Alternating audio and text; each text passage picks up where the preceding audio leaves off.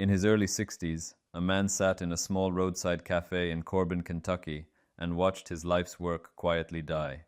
A new interstate had been routed around his town, the travelers stopped coming, and the cafe he had spent 20 years building was suddenly worth almost nothing. He was past retirement age, nearly broke, with exactly one asset left to his name, a pressure cooker recipe for fried chicken, so he did the unreasonable thing. He got into his car and drove across the country, sleeping in the back seat, knocking on the doors of restaurant owners, asking them to try his chicken. His name was Harlan Sanders, and the empire he started in his 60s now feeds the world. Now I want you to hold that man up next to the voice in your head, the one that says you started too late. Because over the next few minutes, I am going to show you, from the actual record left by the people who studied success for a living, that the voice is not just unkind. It is factually, demonstrably wrong. Truth 1. The deadline was invented to sell you something. Let's begin with an honest question. Where did this deadline even come from? Who decided that if you have not made it by 30, the door quietly locks behind you? I'll tell you who. A 22-year-old standing in front of a rented Lamborghini, telling you he made $10,000 last month and your window is closing. Urgency is his product. The ticking clock is the entire sales pitch, because frightened people buy fast and they don't ask hard questions. He needs you to believe that success has an expiry date. But here is the part that should stop you cold. The men who actually built fortunes never wore that watch. Napoleon Hill spent 20 years interviewing the wealthiest people of his age, and the book that came out of it, Think and Grow Rich, was published when Hill was 53 years old. After 2 decades of failed magazines, lost businesses, and false starts, the man who wrote the book on success was, by the modern clock, a failure until his 50s. And in all of those years of research, across hundreds of the most accomplished people alive, Hill never once recorded an age requirement. Not a single one. Bob Proctor, who built his whole life on Hill's book and taught it into his late 80s, used to say that we work on the goal, and the goal works on us. That working takes years, and none of them are wasted. There is no age clause anywhere in this philosophy. None of the old teachers ever wrote one because it does not exist. So here is the first thing I want you to do tonight. Catch the sentence, the exact words your inner voice uses. It's too late for me, because what? Write it down. Don't argue with it yet. Just drag it out of the dark and onto paper where you can finally see it. Because maybe you think your case is different. Maybe you didn't just start late. Maybe you wasted the years. Stay with me. Truth 2. Your wasted years are compressed capital. Go back to that cafe in Corbin for a moment, because the story is better than it first sounds. Harlan Sanders did not succeed in his 60s in spite of the 40 hard years that came before. He succeeded because of them. The farm chores as a boy, the railroad jobs, the string of ventures that collapsed under him, the years standing over a stove, perfecting one recipe, one frying method, 10,000 plates at a time. When the highway took everything, it could not touch what those decades had built inside him. The asset was never the building, the asset was the man. Hill had a phrase for this, and he meant it almost literally. Every adversity, he wrote, carries with it the seed of an equivalent or greater benefit, not a consolation prize, a seed, something that can grow into more than what was lost, if you plant it instead of mourning it.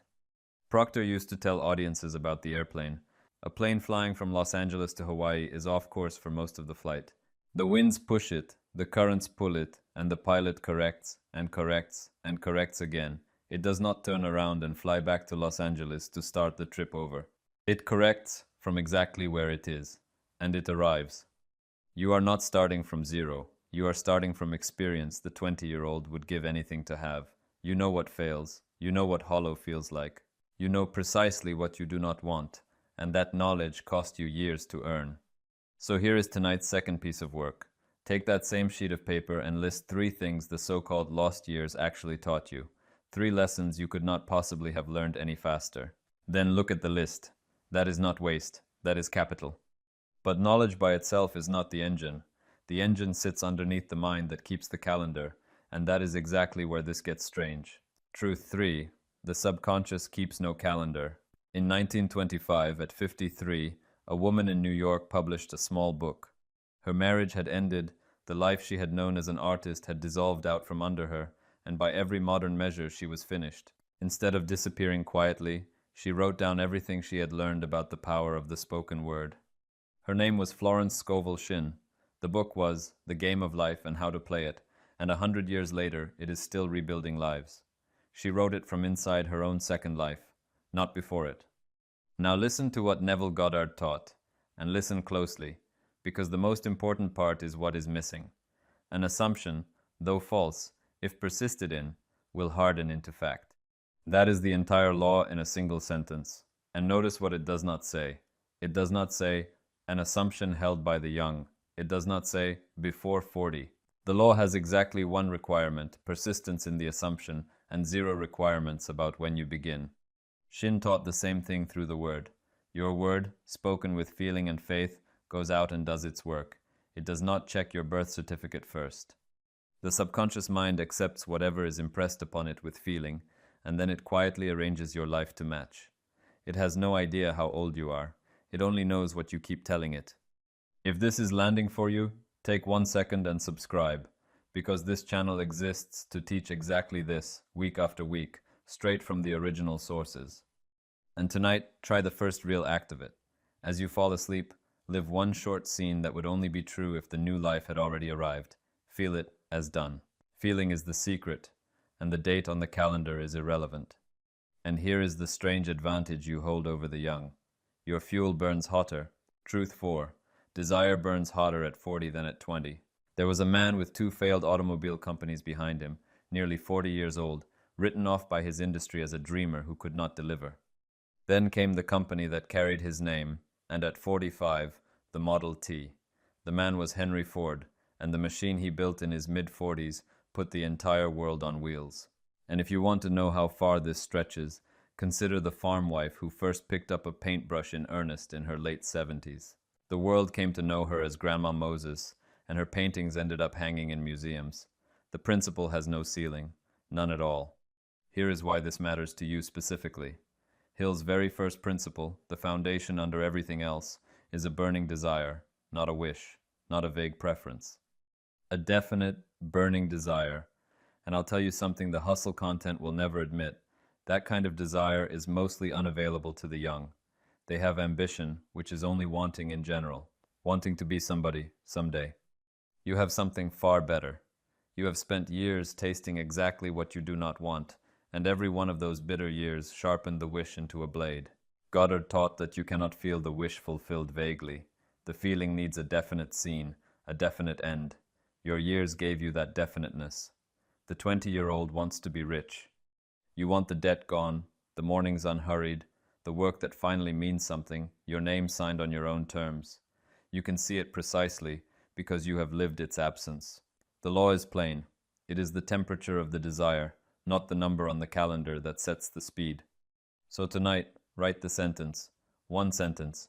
Your definite chief aim for this season of your life, fueled by everything the years taught you to refuse. Which brings us to how fast this can actually move. Truth 5. The decision collapses time. In 1954, a 52-year-old milkshake machine salesman walked into a small hamburger stand in San Bernardino, California. He made one decision that day, and Ray Kroc went on to reshape how the entire world eats. When Hill compared the people who made it with the thousands who did not, one difference kept surfacing. The successful ones reached decisions quickly, and changed them slowly, if they changed them at all. The failures decided slowly, and reversed themselves daily. That second pattern has a name. Hill called it drifting, and he considered it the real thief of human lives, not the late start, the drift. A man can begin perfectly on time at 22 and drift for 30 years, carried along by circumstances, deciding nothing, and arrive precisely nowhere. 10 years of drifting on schedule loses to 1 year of definiteness begun late. It is not even close. Goddard taught that time is only the distance between you and your assumption, and that feeling shortens that distance. Living in the end, he called it. You do not sit and wait for the new life to arrive across some long span of years. You occupy it now, in your imagination, and the outer world slowly reorganizes itself to match. The calendar measures the gap. The feeling is what closes it. So understand what this actually means. You are not behind schedule, because there is no schedule. There is only drift, or decision. And the moment of decision is the real starting line. Everything before it was only prologue. So make the decision tonight, out loud, in plain words, with today's date attached to it. Not someday, the date. Say it as though it has already been settled. Because the moment you truly decide, it has. And once the decision is made, something has to be done with all the years standing in front of you. So let me reframe the years behind you, completely, one last time. Truth 6. The first life was the apprenticeship. So stop calling it starting late. I want to hand you the truer name for what actually happened to you. The first life was not the failure that came before the real thing. It was the tuition. Sanders' Cafe was the apprenticeship for the empire. Shin's broken marriage and her lean years as a struggling artist were the apprenticeship for the book. Hill's 20 broke years chasing the philosophy were not a delay of the work. They were the work. Ford's 2 dead companies taught him everything the third one would need to know. In every single case, the stretch of time everyone would call lost turned out to be the curriculum. And the second life was simply the graduation. Bob Proctor circled this one idea for his entire career, still teaching it into his late 80s, still living proof of his own message. The paradigm says too old, but a paradigm is not the truth. It was installed. It was handed to you by repetition, by other people's opinions, by a culture that worships its early winners. And anything that was installed can be replaced through the very same door it came in. Repetition with feeling. So here is the whole law of this, spoken as plainly as I can. Nobody is ever starting late, because the second life can only ever begin now. Now is the only moment anything has ever begun, or ever will. The past cannot start a single thing, and neither can the future. Only this moment can, and this moment is always available to you, at any age, on any date. Tonight you have the full sequence, and it is smaller than you would think. Catch the sentence, audit the capital, live the scene as you fall asleep, write the definite aim, date the decision out loud. 5 small acts, 1 quiet evening, and the long apprenticeship is over. One more thing before you go. Everything I have laid out here today is just one room in a much larger house. The decision to begin again, the definite aim, the inner reconditioning, faith turned into daily action, the prosperous life waiting at the end of it. The complete law, the 4 teachers' work, read, organized, and made simple enough to actually walk lives inside the second life, our community and course, with a workbook that takes you through it one step at a time. You don't have to trust me on any of this. You already trust Hill, Proctor, Shin, and Goddard. This is simply their knowledge, made usable. It used to cost a serious one-time fee. We have recently opened the doors so a serious person can begin for free, and I honestly do not know how long it stays that way. But if you are the kind of person who watches something like this all the way to the end, it was built for you. The link is in the description. Now picture that cafe in Corbin one last time. Past 60, the highway gone, the business finished, and every reasonable voice in his life saying it was over. It was not over.